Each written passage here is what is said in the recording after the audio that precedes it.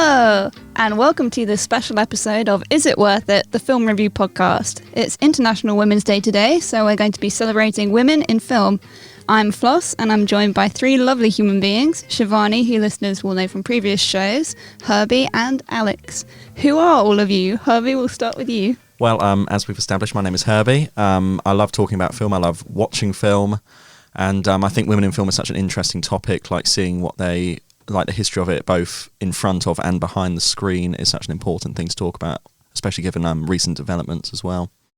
Thank you, Herbie. How about you, Shivani? Well, I'm really interested in historic figures of women in history portrayed in film, and I really enjoy looking forward to talking about it. Thank you, Shivani. Alex, how about you? Well, I've only just started getting into film and watching it critically, but I think women in film is an interesting topic to discuss, and I definitely think they're underrepresented. So I'm excited to discuss it with you guys here today. I'm also quite excited to discuss it because during my time doing film studies at uni, I was quite disappointed at the lack of any attention to women behind and in front of the camera and their contributions. So we're going to cut to a little 2-minute history of some of the milestones and historical achievements of women in film, leading to what it is now.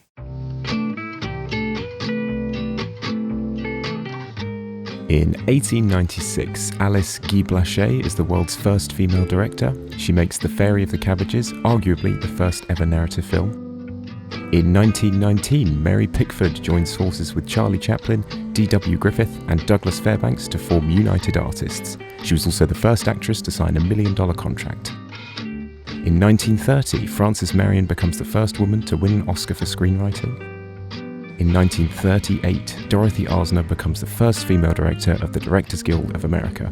She was also the inventor of what is now known as the boom microphone and the crane. In 1943, Olivia de Havilland sues Warner Brothers over contractual disputes. The ensuing case essentially resulted in the liberation of performers from the studio system. In 1945, Virginia Van Upp becomes vice president at Columbia Pictures. And in 1977, Lena Wertmuller becomes the Academy's first female Best Director nominee for Seven Beauties. In 1980, Sherry Lansing becomes the first woman to head a major studio. She is followed by Dawn Steele at Columbia in 1987. In 1999, Julia Roberts earns $20 million for Erin Brockovich, an unprecedented sum for an actress. And in 2002, Martha Coolidge is the first female president of the Directors Guild of America. In 2010, Catherine Bigelow becomes the first and only woman to win an Oscar for directing. And in 2017, the Me Too movement gains traction after widespread allegations against Harvey Weinstein emerge. Well, who knows if that was actually 2 minutes long, but I hope there was something interesting in there that you may not have known. So we're going to dive right into the discussion. And the first thing we're going to talk about is stories about women, female protagonists, iconic female stories that have been told through cinema. Who has something to say about this? Has anyone got a favourite female figure on film? Well, I have a film that I have just recently rewatched that I watched a long time ago, and it really, really did make an impact on me. It's a film called Agora with Rachel Weisz, and it's the story of Hypatia in the Library of Alexandria in 391 AD. So this is major spoilers for the film, but it's been out for a while. So the story of Hypatia, she was a Greek philosopher in the time of when the Romans were starting to become Christian, and, the Christians were taking over and monotheism was the way, and paganism was not very popular. She played around with the sort of alignment of space. So she was one of the first to establish that the Earth moved around the sun, not the other way around. And also that the Earth moved in an elliptical kind of ellipsis shape as opposed to a circular, which they thought the circle was a perfect form that only the gods could create. So it kind of lends itself to the idea that she is an atheist in a time of very religious men going around. And unfortunately, she then gets stoned to death for being an atheist and for being a witch, essentially, because they didn't really know what she was talking about, even though she was a very, very powerful woman, I think. Wow. Sorry. That's really interesting. Intense. Yeah, no, it sounds really good, actually. Yeah. When was that released? Do you know? Yes, it was released in 2009. 7.2 IMDb and 53% of Rotten Tomatoes. So critically, it's a decent film. Not, amazing, but I really, really love the story. I know that you're a big fan of that era and mythology and stuff like that. Do you feel like it appealed to you because of that? Most likely. And I've always been interested in the whole issue surrounding the Library of Alexandria, which is just... It saddens me to this day. It's a unique story for a female protagonist as well. Yeah, like all the other characters in the film are male, so it's just one woman, and she goes through advances of men, and she's just basically essentially asexual, I think, the most of the film. But it's a really, really powerful film. I recommend it. Do you think it was sort of the intention of the writers and directors to go against that trope that the woman needs a man, particularly in this film? I think so, and I think they were trying to keep to the history, because if they gave her a love interest, it wouldn't have added anything. And the whole point of the film is that she is alone, and she dies alone, and it's very sad. It's just a very, very interesting story. Not a lot of people know about it, so it's good. Thanks for that, Shivani. Has anyone got anything else?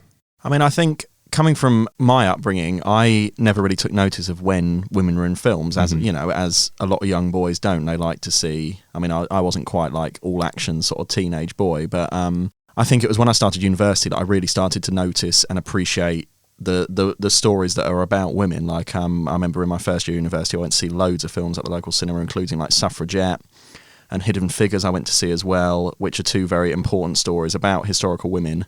I mean, which I know obviously Shivani is such a fan of, as one should be. I've seen both of those, yeah. I do like those films. And I remember when I was watching Suffragette at the end, a middle-aged woman turned around from front of me and she said, it's good to see some boys watching this. And I think that made me really think about how important these stories are and how unwatched they are by the male gender as well, because we so often see like people talking about children not wanting to like watch things with boys in if they're girls and the other way around. Mm-hmm. And that's...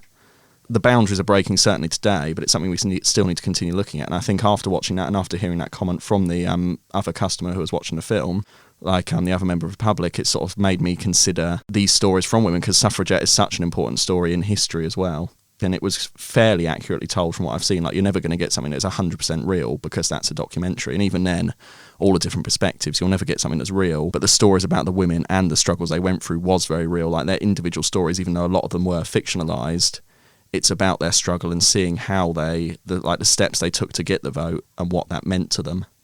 I've been thinking a lot about the double standard, in that films about boys are kind of for everyone. Like, everyone goes to see Lord of the Rings, everyone goes to see all the superhero films, which are very male driven, but stories about girls are kind of seen as being for exclusively girls. Like, I didn't meet many men who went to see Little Women, because it's all about girls and girl things, and it's a sad thing. There's a lot being missed out, and a lot of conversations not happening because half of it is seen as not for them. It's interesting as well, because when I was looking around and doing some research for this, I started to notice that if you go and you look through, like, let's say film lists of female protagonists, let's say 70% of these films have the word girl or woman in the title. And you can, if you start to think about it, so many of these films, part of their marketing ploy is that it features a woman or like a female lead. You don't really get many original stories that don't have to mention the fact that there's a woman playing the role, like Gone Girl. Yeah. Or Wonder Woman, Little Women. Yeah. Like, it goes on and on. It's really quite crazy, actually. Yeah. And quite a few have just the woman's title as the title, like Amelie, like Anna Karenina, like Emma, Erin Brockovich. Yeah, it's weird. And also, I've noticed with female directors, a lot of the time, for films like Wonder Woman, they'll bring in a woman to direct it, which is good because you need that perspective. But I've noticed not many women get to just direct a film that is about something else. a lot of the times when they're given the opportunity to put their voice to something, it's still exclusively about the female experience somehow. Like, could a woman have made Parasite? Probably, but would she be able to in the industry? Maybe not. I think the industry still feels like picking women for these roles is a risk deep down. That's the only thing that would make sense to me. Obviously, it's all about money for these studios, and the last thing that they're going to want to do is take these risks. So it's really sad, definitely, when you come across those things. But then you do have things like Lady Bird and Booksmart, where two amazing female directors absolutely fantastic. Made two really fantastic films, and hopefully they sort of change the public opinion of that sort of thing. And if they make the money, the studios know that they can put their faith in women to do these things. I mean, when Wonder Woman came out, I was consciously like, I have to go and see this, because if it doesn't make money, it will be portrayed that it didn't make money because it was a girl's film and people aren't interested in seeing it. There have been so many flops, so many dreadful, like, straight-to-video, like, man-driven action films where the stakes are so much lower, like, they just get given so many more chances to exist. And I want that to change. Yeah, definitely. To be fair, Wonder Woman and Captain Marvel were both received very, very well. And the chances thing is an interesting thing, because I remember seeing when A Wrinkle in Time came out, directed by Ava DuVernay, that was poorly received both. I mean, it didn't even receive particularly poor reviews. It was mixed reception, and it didn't do too well at the box office. And the amount of articles that came out saying, should she really be directing another film after directing a critical flop? And then you look at someone like Ridley Scott, who every other film he makes is, I mean, from poor to terrible at this point. Like, he's had a really mixed career, but he keeps on being given that money to make these films. Whereas Ava DuVernay, after one poor film, after making, I mean, her previous film was exceptional. It was Oscar nominated. Selma? It was, yes, indeed. I couldn't quite remember the title. And then, loads of articles about her not being allowed to make another film after one poorly received one. Yeah. Well, also, like, now, Birds of Prey is not setting the box office on fire, and it's considered a flop. And, like, doom and gloom for Harley Quinn's future. Yeah, exactly. Such a shame, because it's actually a really good film in the way that they present women. They don't dance around anything. They accept that there's tropes there, and they just make a really good film out of it with an almost all-female cast as well. That's not really done, is it? Especially for an action film. Like, you could look at Ghostbusters, the modern remake, which critically didn't do that bad, but I had a look at the audience score on Rotten Tomatoes, and it's something like 50%. Which is so unfair, because I mean, a lot of that's due to actually a lot is being generous. Some of it is due to the fact it's got the Ghostbusters title, because it's a Paul Feig film. Paul Feig film with, like, the Ghostbusters title instead of being a Ghostbusters film made by him, which I think is what a lot of people fell down on. But even then, like, it was vicious, the public reception to that. Definitely, yeah. And it's a perfectly fun film. So with Ocean's 8. Yeah. The female remake. The Ocean's films were amazing. They were, like, I really enjoyed those, and I wasn't a fan of Ocean's 8 just because I don't think it was very well made. I don't think it was because women were the protagonists. No. But it, unfortunately, it didn't really sit well as a film. Yes. And every failure is then used by the media as an excuse to say, oh, women Weaponised. That's a really good. Yeah, that's really good. Yeah, definitely. I mean, it's not really good. The term is really good. I'd like to make that clear. But it is. It's used against female filmmakers and, I mean, any women in film. And then that budget then doesn't go back to making these great films that feature women. Because women. Like you were saying earlier, it's seen as a risk then. Yeah, shocking. We've cracked it. We've cracked the code. I was actually looking at Blue is the Warmest Colour as well. Blue is the Warmest Colour. Yeah. It's an amazing film. It's a fairly original plot. It's just really nicely done. But No, carry on. Go on, Shivani, after you. I was just thinking of The Favourite as well. Oh, what a film. Yeah, definitely. But I was looking into the history of the director for Blue is the Warmest Colour, who I can't pronounce his name at all, so I'm not going to try. I'll give it a go. Abdilent Kachish, I think, is maybe his name. And he was recently accused of sexual harassment by an unnamed French actress. So even when something may on the outside look like it's, doing a great job presenting women, apparently not, I was going to just add one more thing, which is this, baby steps the industry is making. I'd love for us to be able to move past where the selling point is the fact that it's a woman. Like Ocean's 8, it's the ocean stuff, but with women, or Ghostbusters, but with women. It's like remake, but with women. It shouldn't be such a novelty. It's like, oh, here's half the population finally represented. That's why like films like Lady Bird, Booksmart, Little Women, they were all much more impactful than just women remaking films that men had already made. I never really understood that trope or idea. Yeah, definitely. It's capitalism's fault with its brand recognition. Oh, I love it. So I'll sort of move things on a little bit, but before we do, just a quick fire. Do you remember the first time you saw a movie that changed your perspective on women in film?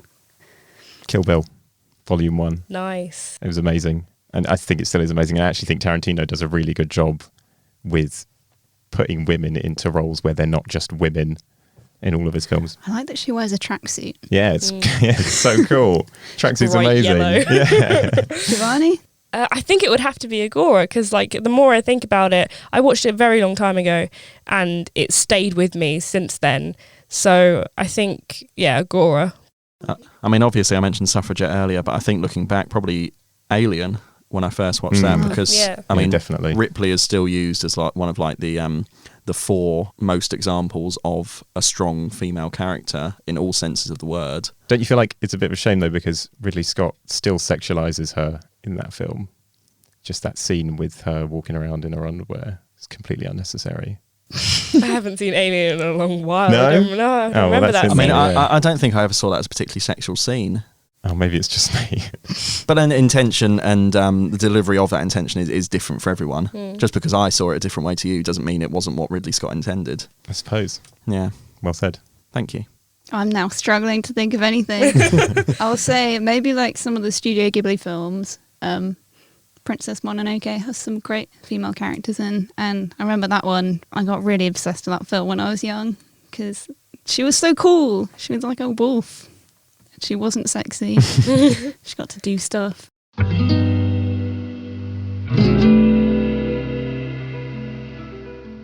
So we'll move on to stories by women. So I guess mainly women directors. Does anyone have a favourite female director?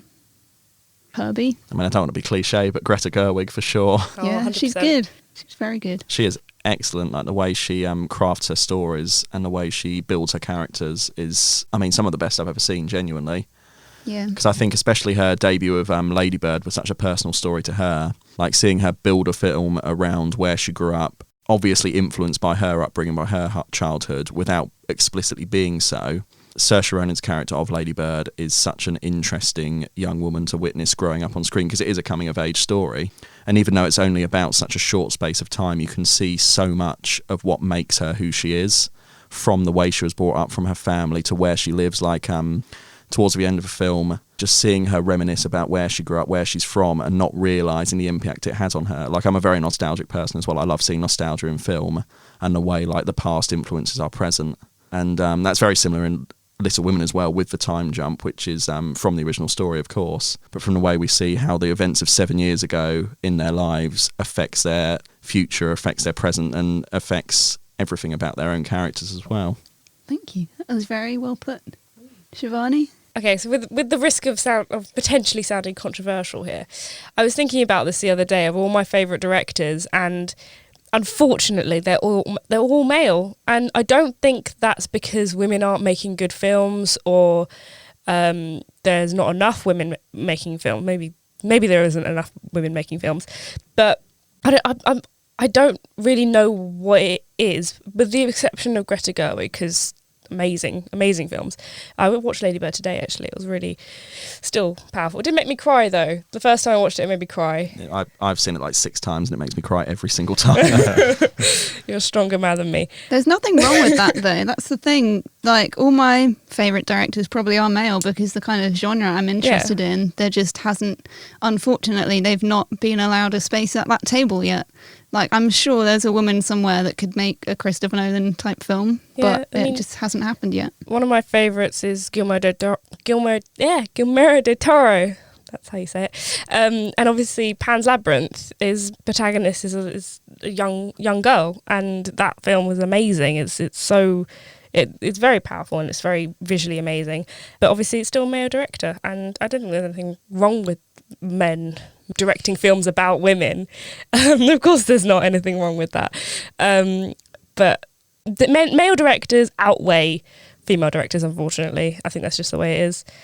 Well, Sorry. I had a statistic. Oh. 8% of directors as of 2019. That is how many? It's actually Wow. higher number than I thought it would be, to be Really? honest with you. Because I was going to say what you were going to say. It's really I don't think I difficult. have a favourite female director.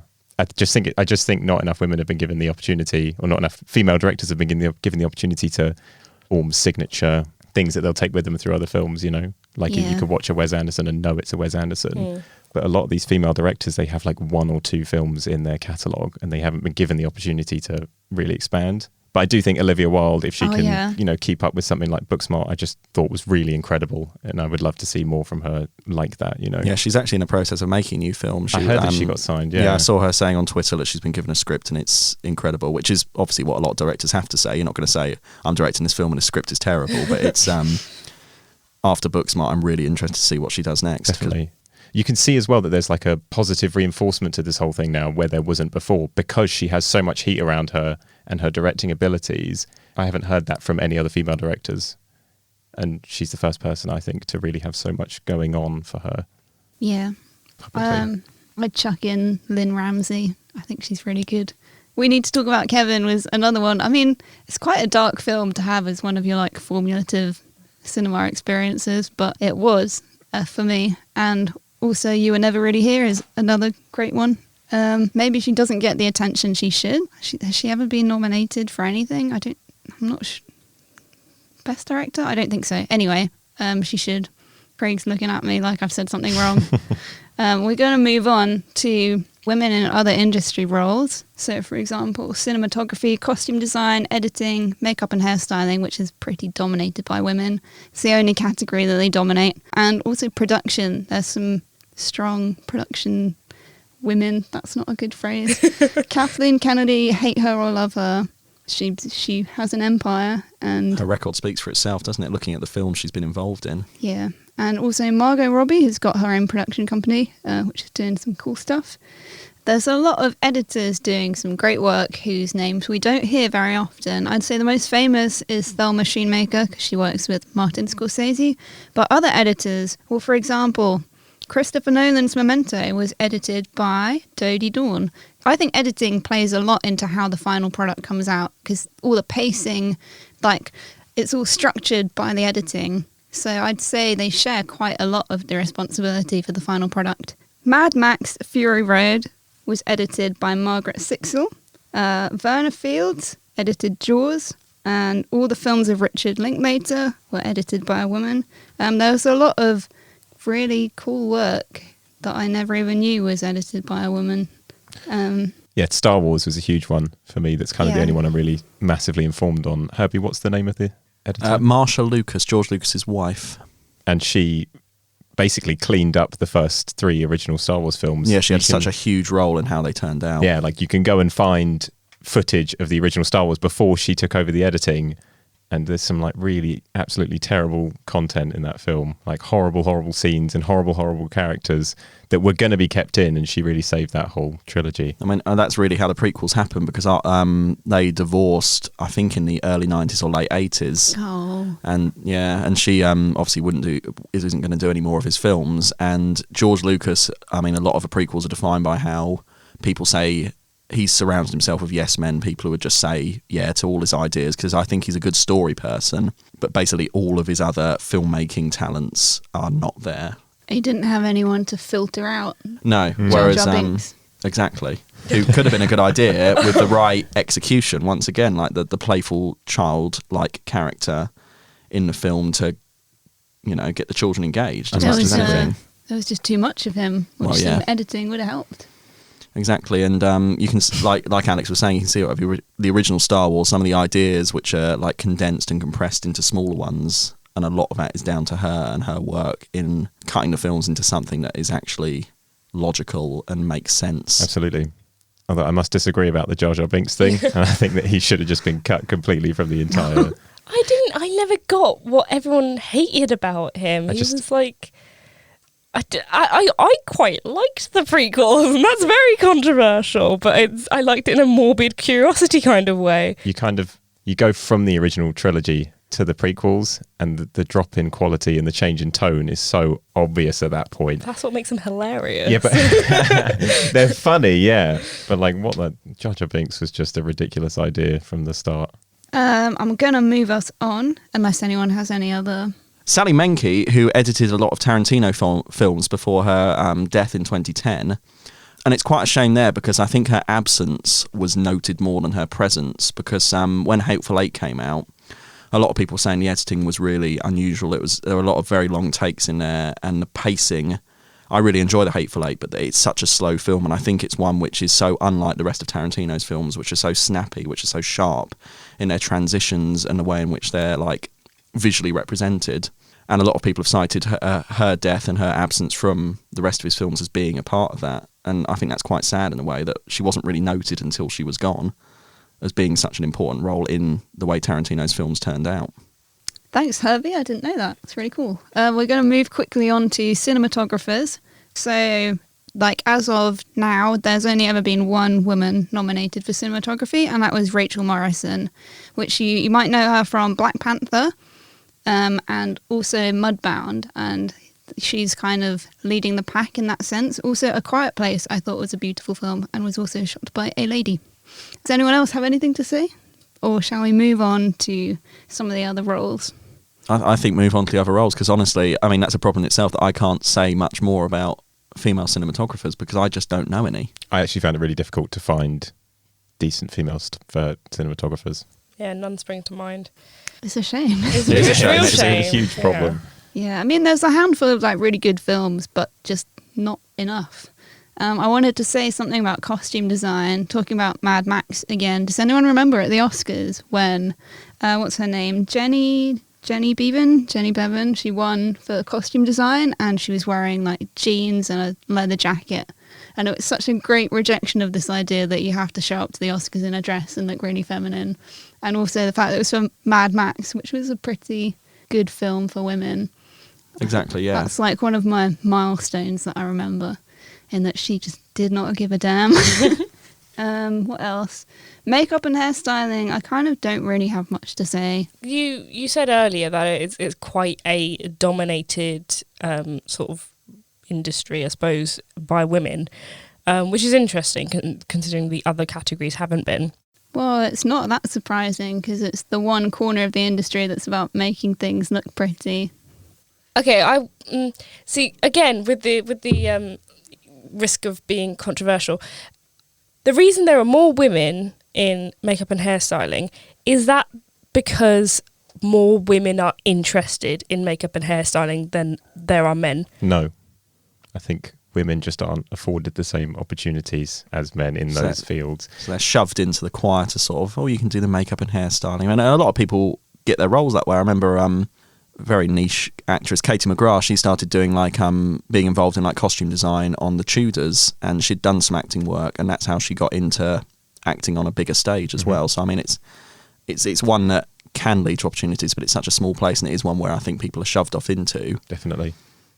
Oh, it's also, you know, in a broader sense, from a young age, girls are funneled into paying more attention to makeup and clothing and hairstyling than boys. So it's automatically something they have more experience in as they get older. I think as well the stigma kind of goes, there's stigma on both sides, exactly, because, you know, men are taught not to show emotion and like army stuff and all that kind of things. And army stuff. So like, you know, if I wanted to grow up and I did want to be a costume designer, you'd have some pushback against that. Yeah, but it would be, I still believe it'd be easier for me to do that than it would be for a woman to break into other sides of the industry. And also, it's quite unfair of me to say that the women are only in makeup and hairstyling because they're like forced into it and because they don't want to do it. I'm sure there are a huge number of women who would do it because they are exceptional at their jobs. Absolutely. But you can see it as well. It is sort of one where, like Floss was saying, with the way that we're brought up as well, it's just one that's expected, I think, as well. I don't want to go as far as calling it brainwashing, but I was definitely against the norm as a kid,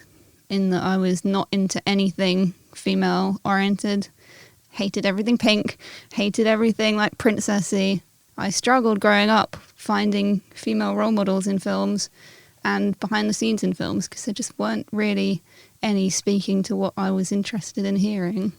Yeah, I was having a similar conversation with someone, and it kind of, we were talking about what men and women are interested in terms of like career and job opportunities.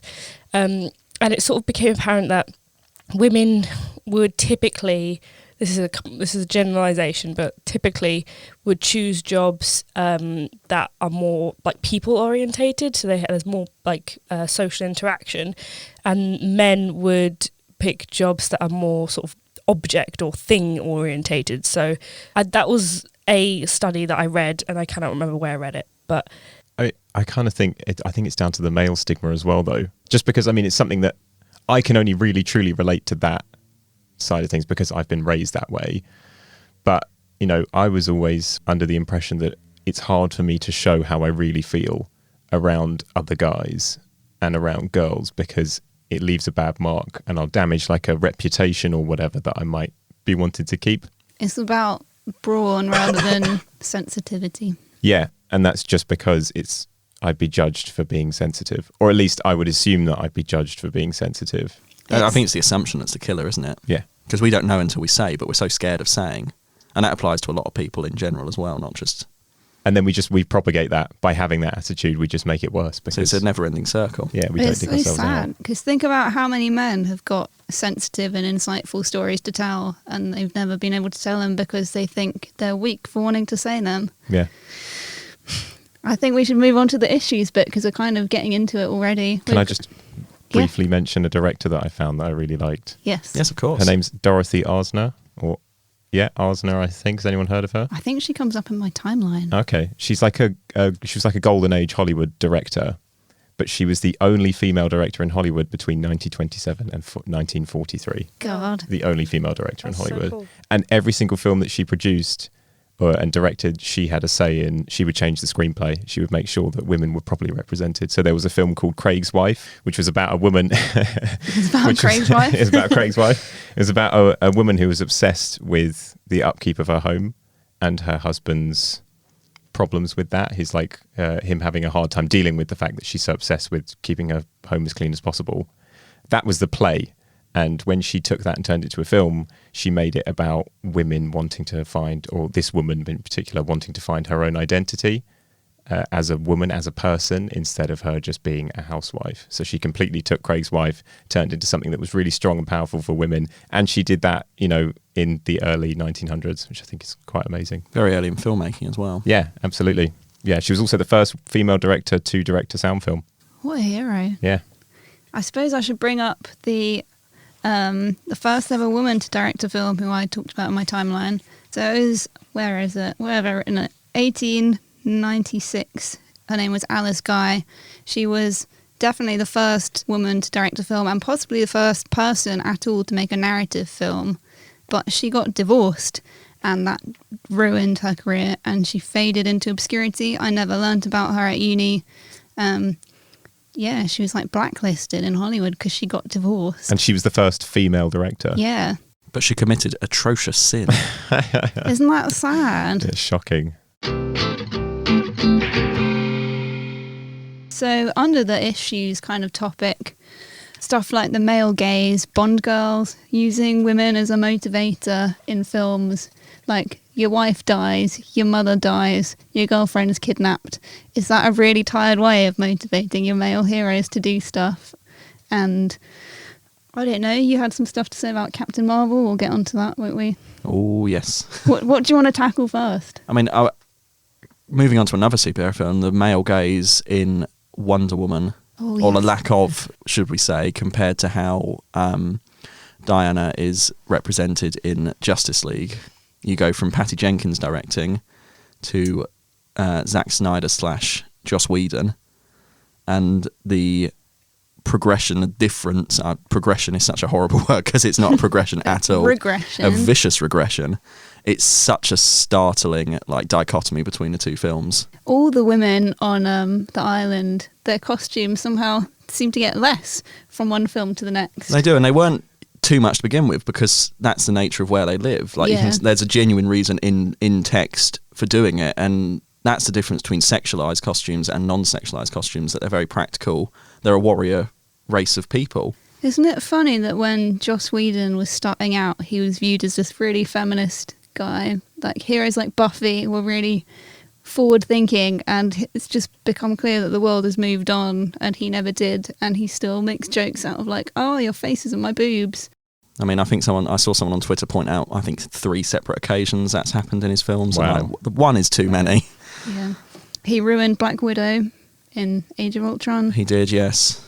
I mean, whatever you say, whether the revelation that she couldn't have children was intentional with her statement of "I'm a monster," it's completely tone deaf to put those two like statements next to each other from the same character and think people wouldn't see them as being linked because It was really it's just disappointing in a way that the only female team member has to have her big grievances. I can't have kids. Yeah, she's done other they could have things. just not done that. She's had a very rough life. Yeah, like she could have been, I really hate that I've killed so many people. I mean, you could be sad about that. But no. No children for Natasha. What a travesty. Can we talk about Disney for a second? Of course, we can always talk about Disney. I think this is you're a big Disney fan, Herbie. No, it's just going to be mandated thinking in the next 20 years when they buy our thoughts as well as all the online streaming services. I think it's 40% of all media that we consume is now owned by Disney. God, that's crazy, sick. Huge number. But just the idea that you can look at almost every old Disney film and you can see how they've planted this idea in young girls' heads that this is what they need in order to be happy in life. Like, the formula for a lot of old Disney films is daughter or woman betrays her family, or her family has an idea and she says, I don't want to be a part of that, I want to be an individual, which is such a great start. Yeah. And then this woman will immediately encounter a man who she then feels like she needs in order to feel fulfilled. So there's like Little Mermaid does that. I mean, I think The Little Mermaid is such a good film, but it's amazing, but it still gives that impression to it's perhaps a worse example girls. of it as well, isn't it? Yeah, like, she literally gives up her voice so she can be with a pretty man she saw. Yeah, and it starts off so well because, at the start she just wants to get out of the sea, and it's so nice. And it could have been, the plot could have gone somewhere else and still been a fantastic film, but they decided to throw a guy in there, and then the entire plot begins to revolve around him. Same thing for Hercules. Same thing for Aladdin. Like, although Aladdin, it's sort of the other way around, maybe.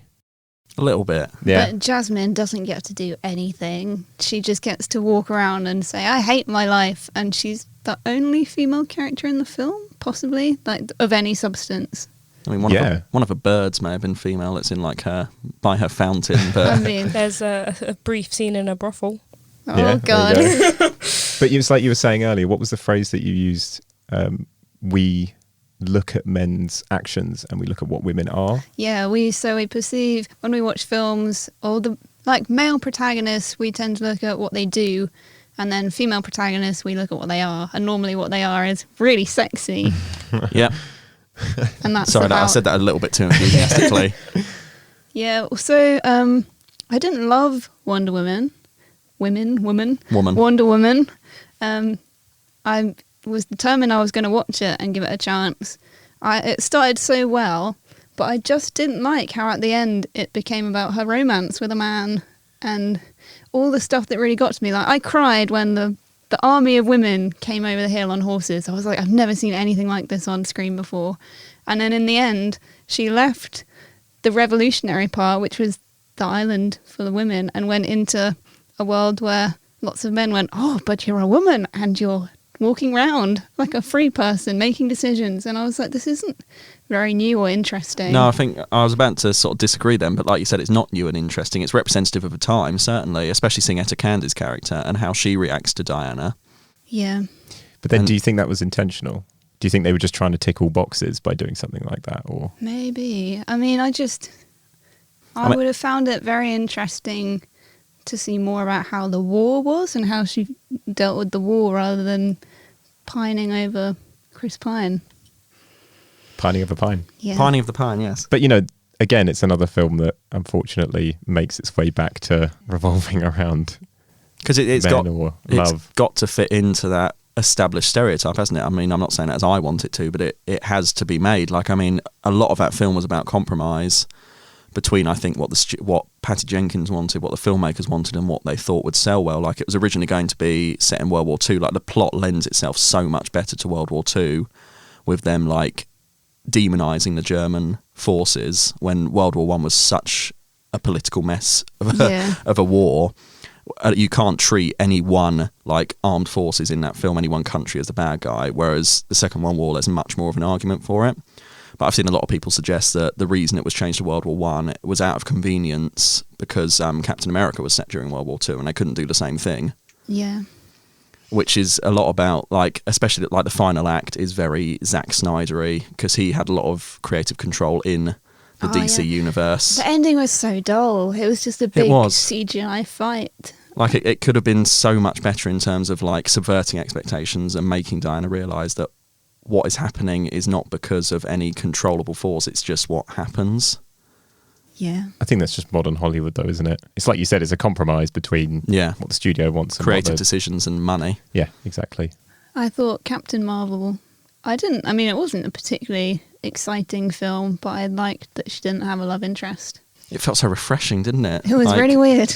I was like, I keep waiting for the other shoe to drop and for some random man to walk over the screen and then they fall in love. I mean, she's clearly being set up with Valkyrie, but... Well, one can hope, Herbie. We can hope. I was going to talk about Frozen, because when Frozen came out, it was championed as this really great, like, feminist victory, because there's a line where Elsa's like, you can't marry someone you just met. And everyone's like, oh my God, you can't? But despite that, I think there's only about 4 women in the whole film. And that, to me, is still just as much of a problem. Because where are they all? Like, they exist. Why aren't they doing things and speaking lines? I suppose it's a step forward, though, isn't it? In terms of, like, that's a Disney film, and then you look at the other ones that we were just talking about. At least there is some kind of, like, accurate, representation for... I don't think a film has to be completely female-dominated, though, to... I don't want dominance, Shivani. I just want it to be half and half, like the real world. Well, yeah, I mean, I would agree, but I don't think... Like, focusing on the ratio between men and women, I think is not what I would focus on. It's more what the women in the film actually achieve. I'm disagreeing, because they don't have to achieve anything remarkable. Like, not all men in films are doing remarkable things, but at least they're there. And I think there's a problem with just not having any women in the background doing stuff. I disagree. I think presence isn't enough. Just because there's more women doesn't make it more feminist. I think the problem is more there's not enough original plot lines for women that don't revolve around the same themes that we've seen for like 70 years now. Yeah, but if we take films like Lady Bird, there's a fairly equal split, I think, male and female, which is what you're striving for. But it doesn't completely exclude either. I don't want it to exclude either. It's just, well, in the world of Frozen, where are all the women? What are they doing? The fact that they're not there means that someone made a choice to not put them in, or just it was so low on their list of thoughts they didn't think to put any in. It was like they chose the 2 main characters and then they were like, yeah, that's it. That'll do. Shove those ones in. I mean, maybe I need to rewatch Frozen, but... I mean, the protagonists are... So we've got Elsa and Anna, and then... The dead mum. Well, no, but like the main protagonist, and be Sven, the reindeer. The reindeer. And then and other Kristoff. Man. Yeah. And Olaf. And Olaf is arguably just the comic relief. So you've got 4 characters there, and 2 are women and 2 are men. I'm not talking about main characters, Shivani. I mean just in the world that they're in. But in the subject of Frozen, I'll change the film. The Lion King. Okay. So there's Nala, the love interest. There's Simba's mum. I think Nala's mum makes an appearance briefly. That's based on Hamlet. Yeah, but they changed it to be about lions. They can change other stuff as well, can't they? I think Disney's going to be the hardest company to come around to stuff like this, because this is what they sell. They've been making money off of the same storyline for so long, and they make so much money doing this. it's going to take a lot for them to change their ways. I think Frozen was certainly a step in the right direction. Absolutely, looking at some yeah. of the films they've come out then. I think Lilo and Stitch did it better. That's a like, great sooner. film. I have in not seen terms Lilo of- and Stitch. Sis- You've is- not seen Lilo and Stitch, Herbie? So tell me about Lilo and Stitch, Floss. Well, just in terms of having, the parents aren't around, one sister's got to step up, there's stuff going down, but it's just slightly more, I don't know, I think it's a better relationship and a better film. It's a much more human story than And Frozen. She goes to a dance class and there's like 10 girls there. But also, Lilo could have been a guy, and it Yeah. wouldn't have affected the film in any way. Which I think is a good thing. Yeah, Hmm. definitely. I'm trying to find another one of my stats. So I think this was from my 2019 stats. 82% of films had 10 plus male characters in speaking roles. Only 35% of films had 10 plus female characters. I'm not asking for one to dominate the other. I just want more of an equal playing field. Because there's an equal number of men and women in the world, why does the screen not reflect the same thing? Do you think that's down to writing? I think it's perpetuation of what there's always been, to the point where lots of people don't think about it. I think in a way Disney's tried to swing too hard away from female stories, because I think they think they've made, oh look, we've made all these princess films in like the 50s, 60s, 70s, 80s. Like a lot of their films now seem to be more about male stories. And then you see a lot about saying, well, boys need role models too, which they do, of course. But I feel like they're swinging too much the other way, because I was just trying to think of other Disney and Pixar films that come out since. And Wreck-It Ralph was my first one because, I mean, it's as much Vanellope's story as Wreck-It Ralph's story. And then past that, I can't think of too many off the top of my head. Like Coco is very much a male story. It's a good one, but it's very much a male story, isn't it? Like, there are very few female characters in that film, other than Coco's grandmother, who once again is arguably one of the most important characters in the film, as she is called Coco. I can only think of two, though. Yeah. Yeah. Wow. What about Moana? Oh, I haven't seen Moana. I love Moana. I've only seen a little bit, but I can tell you that it does follow the bit that I saw I've seen about 20 minutes at the start, follows that Disney formula of daughter doesn't want to be part of what the family wants and tries to leave. But then the family accepts that and joins her, which I think is something we don't see in the rest of the films. Like, she influences an entire people. Nice.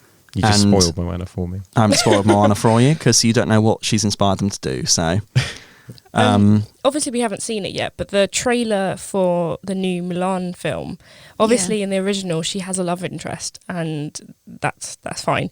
But I don't actually know if they're going to do a love interest in this one. And also, the antagonist seems to be a woman as well, which is interesting, because the whole idea is that she's a woman in war who's not meant to be there. But you've got the antagonist sort of making that a precedent, which I wonder how they're going to play that. But I don't believe there is going to be a love interest. I don't think there is either. And I think the sorceress character on the other side is like in conjunction with the leader of the Huns, who isn't the same character, I think, as in the original animated Mulan as well. So they're changing a lot about it, which is going to be interesting to see as well. Yeah. I Interesting. suppose if it's a bad film for other reasons, they'll pick those ones to blame it on. They Yeah. always do. I've got some random scribblings, things that bother me. I don't know what all your thoughts are on this, but women's existence on screen is always kind of conditional on them looking good, despite what they might be doing. Like, it bothers me to no end in Guardians of the Galaxy when I see Gamora running and she's got these massive blocky heels worked into her boots, and I'm like, Yeah. why would you do that? Jurassic World was pretty Jurassic awful for World. that. Heels are a big one. Scarlett Johansson. Black Widow is always wearing heels of some form. Bryce Dallas Howard's character is not very good in Jurassic World, because I mean, there's a point in the film where she's talking to her sister and they're talking about children, and she doesn't want children. Her sister's like, oh, you will, you'll know when you have them, as if it's every woman's job to have children. Well, And she's given that love interest of Chris Pratt as well, and like out of nowhere. And she then does end up having that maternal instinct for her nephews. Yeah. And she runs in heels And away she from a runs in T-Rex heels. who was supposedly I running mean, like 30 absolute miles an hero, hour. but completely unrealistic. you just take them off. Like, so much Yeah. easier to run barefoot. I mean, you might just get like hobbit feet in the end, but But I'd rather have hobbit feet than get eaten by a dinosaur. It's like would hobbit have teeth to agree with you. or T-Rex teeth in the back. Yeah. I said hobbit teeth. Hobbit feet or T-Rex teeth in the back. So I've also made a note about Eponine in the film version of Les Mis. Don't know how many of you have seen it. So she's supposed to... I loved in the book how she was just a mess. She was supposed to be like this ugly, like insane person. In the film, they've put Samantha Fox in this tiny corset. Her eyebrows are immaculate. She's got lovely, like, apple cheeks. She's supposed to be starving and living on the streets. And at one point, she's supposed to passably appear as a boy. And I don't know why they did that to her, other than she's got to be a viable... They've got the love triangle. She's got to look good. It's weird because there's so many... Like, there's such a market for proper representation, and I don't understand why, like, Hollywood doesn't want to take these risks and just do it properly. I mean, Hollywood in its very nature does not take risks at the moment anyway. I can think of very few films that have really gone out there. Like, thinking of women-led films, you've got Atomic Blonde, which came out a few years ago, which was seen as like all this original like spy story, and I thought it was an excellent film, very well made, very interesting in how it was made, but it didn't make any money, which is why launching right back to the beginning, you've got these like female-led films that use existing IPs because studios see them as being able to make money whilst also appearing diverse at the same time. Exactly, because it's all about appearances for them. So I was going to talk about Chicken Run earlier. Oh, I'm so excited for this. I just think Chicken Run is a deeply feminist film. And it's one of the... I didn't realise until I got older, like, oh, this is... Obviously they can't sexualise them because they're chickens. Like, they'd have to try really hard to make a sexy chicken. And, like, they're all so different. All their personalities are so diverse. You've got a really good hero in Ginger. And it's not like there's not men in it. There are men in it. Also, the villain is a woman too. And she's like calculating and really clever. And there weren't many films like that when I was growing up. A lot of the men are supporting the female characters as well. Yeah, but they've got their own little plots going on. You can see their own history. They're all very well rounded, I think. From is it Fowler, the old male chicken? Yeah. And like his history and like when it turns out what he's really done, and how throughout the film he's used for his expertise, for his like knowledge to help everyone escape. And then you've got the little rats. They're cool. Oh, I forgot about the rats. Cool comedy sidekicks. But at the end of the day, like all the chickens are women except from the two men chickens, and that's so rare. And they get stuff done. They do get stuff done. Spoilers. They don't get made into pies. I really want to watch Chicken Run. Yeah, I think I need to watch it again. Who doesn't want to watch Chicken Run? Great soundtrack. Amazing soundtrack. That's what we were listening to in America when someone drove into the back of our car. The Chicken Run soundtrack. Does anyone else have any like things that bother them about women in films? Honestly, we could be here all night if we keep on going on, I think. We mentioned Bond girls earlier, like the disposable woman. Like, there's a new brand for every film. There's also a huge amount of sexual harassment in the old James Bond films. 100%. Almost every single time. I think it goes beyond sexual harassment. Yeah. Just want to talk about Catherine Bigelow really quickly, because she's a good example of, she makes films and she's a woman, but they're not films for women or always about women. And she is the only woman ever to win Best Director, but I'd say it was, and I love The Hurt Locker, but it's quite like a manly film. It's quite a masculine, it's war and there's bombs and it's the desert. They're all doing manly stuff. A lot of the film is about masculinity as well. I haven't seen it in a few years, but it's about like this one soldier's experience, how he relates what he's doing to his own life. It was like my favourite film of that year. I was really happy when it won. But do you think if she'd made a film about women at war, it would have got the same attention? No. Definitely Thanks not. for being so honest. I don't think so either. Much more negative attention. Yeah. What else has she done? She did Zero Dark 30. Didn't she do Point Break? Like back in the 90s. I'm getting blank looks, so now I'm going to have to check. That's a 80s or 90s crazy film. resume for a female director. Yeah. It's amazing. So I think if she had told like a female soldier story within her film, should have been immediately dismissed as just being like, oh, well, another woman trying to tell a woman's story, trying to have it all. Would she have even gotten that far? No, I don't think so. I think because you're telling this story about a male soldier, it instantly becomes more marketable because it's seen as not trying to play off a gimmick. Like it had got to. I mean, it still is at the point where women in film is a gimmick. I feel like that's a problem in itself. Oh yeah. There's a lot that addresses it though, and I know this is a film review podcast, but there's a lot of TV shows that I can think of that do address that, which is interesting. I feel like maybe women are given more of a chance on TV to experiment because the stakes are a bit lower. Yeah, 100%. And maybe from that we'll get some good new voices coming into the industry. I mean, from the top of my head, I have just finished, as it was recommended to me, The Marvellous Mrs. Maisel, which focuses on a female comedian, and it's really good. It's not trying to be like breaking boundaries or anything, but the nature of it being set in the 60s and a woman not being a housewife is really interesting, and it's written really well as well. So I'd recommend that. Heard good things. Or just briefly going back to the Bond girl thing and thinking of female writers, Phoebe Waller-Bridge is one of the writers, or the sole writer for the new James Bond. Which we've just heard has got pushed back 7 months. Pushed back 7 months, yes. Coronavirus. Wash your hands. And as a result, I've never seen a Bond film. That's a confession for today. But because Ana de Armas is in it, who is a wonderful actress as well. From Knives Out. From Knives Out, from Blade Runner 2049, where she was horribly sexualised as well, but that's a separate issue. I mean, it's a linked issue, but it's an issue in itself. So it'll be quite interesting to see. There's been a lot of talk about like James Bond going woke, as there would be in this current climate.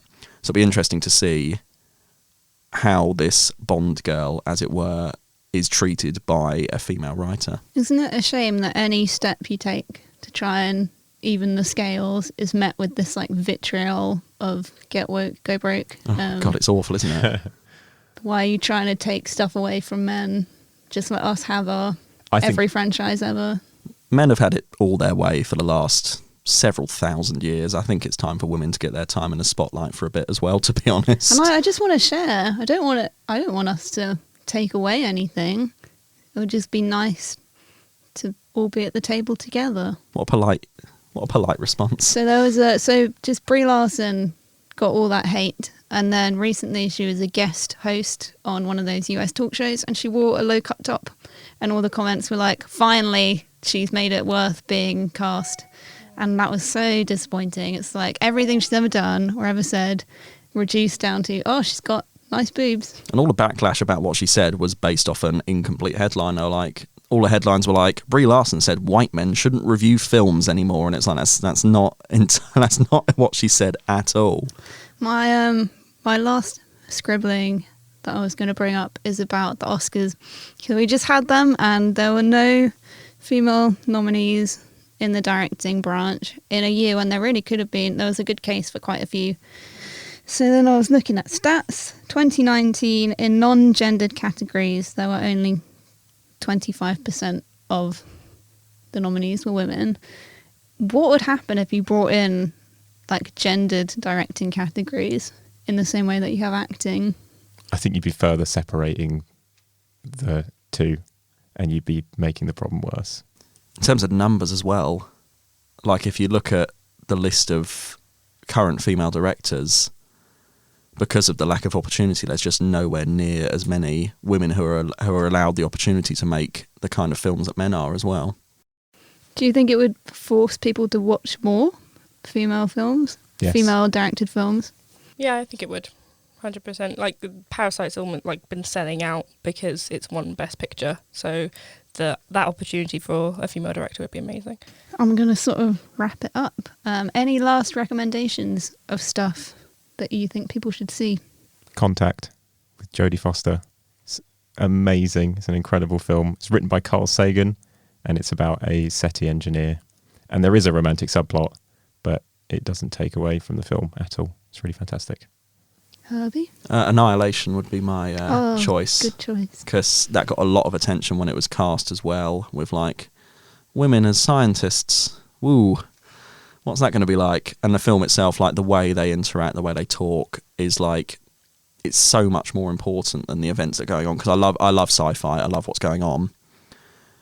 I love all the plot and the way it surprises you.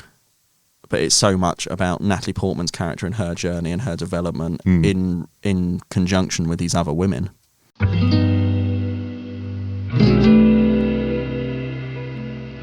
Thanks for your recommendations, guys. I'll just say today I watched True History of the Kelly Gang, and that has such a great performance from Essie Davis as Ned's mum. She's like a powerhouse, and she's really complex. I should qualify though, despite that film's really good, but the only women in it are his mum, his sister, his love interest, and prostitutes. So it doesn't meet all the standards one would hope for. Really good film though. Complex female character. Sometimes that's enough. So we're going to go to an ad now for our Patreon, and we'll see you in a second.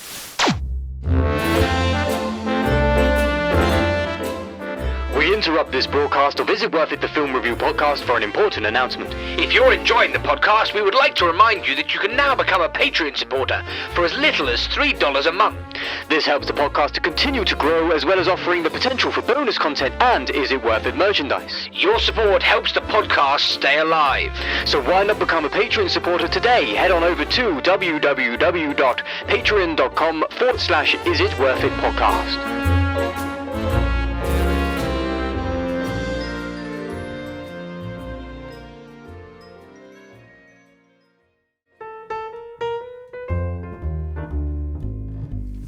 Thanks everyone for listening to this special episode. If you've enjoyed listening and would like to hear more like this, why not become a Patreon supporter? As a supporter, you'll be helping the podcast to grow, and you'll get exclusive perks, which Craig is busy behind the scenes getting set up as we speak. Another great way of supporting the show would be to give us 5 stars on Apple Podcasts and leaving us a lovely review. Only if you've enjoyed the show though.